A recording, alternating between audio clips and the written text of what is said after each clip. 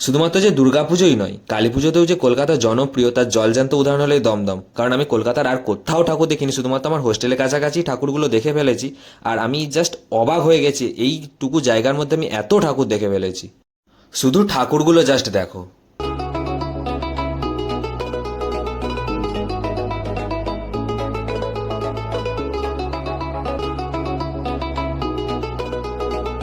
এরপর তোমাদের দেখাবো সাউথ দমদমের মিত্র সংঘেরটা। যদিও বা এখানে পুরোপুরি কমপ্লিট হয়নি, বাট তারপরেও এত সুন্দর যে কি বলবো।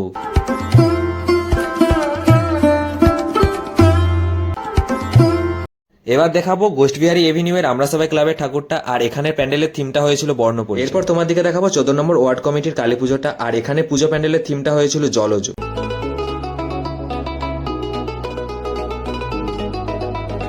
আর এই কমিটির পুজো প্যান্ডেলের থিমটা হয়েছিল বিভিন্ন প্রকার জলজ প্রাণী আর বাংলা একটা জীবিকাকে তুলে ধরা হয়েছিল, যে কিভাবে জেলেরা বসবাস করে, কিভাবে জেলেরা জীবন ধারণ করে এই ধরনের। আর একটা জায়গায় রাস্তার ধারে কিছু অনুষ্ঠান চলছিল, আর সেটাকে দেখার জন্য আমরা দাঁড়িয়ে গেছিলাম। আর এখানকার অনুষ্ঠান দেখার একটা সুবিধা হলো এখানকার দর্শক প্রচুর কম হয়, যার জন্য খুব একটা ভিড় হয় না। আর আমাদের ওখানে এই ধরনের অনুষ্ঠানে মারাত্মক লেভেলের ভিড় হয়।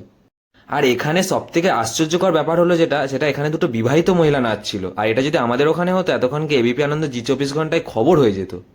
আর হ্যাঁ, আজকের ভিডিও এতটাই। এরপর দেখা হবে আমার বাড়ির ওখানের পুজো, প্যান্ডেল, আনন্দ সব কিছুতে। আর এখানের পুজো এখানেই সমাপ্ত। আর তোমাদের কোন পুজো প্যান্ডেলটা সব থেকে ভালো লাগলো অবশ্যই কমেন্ট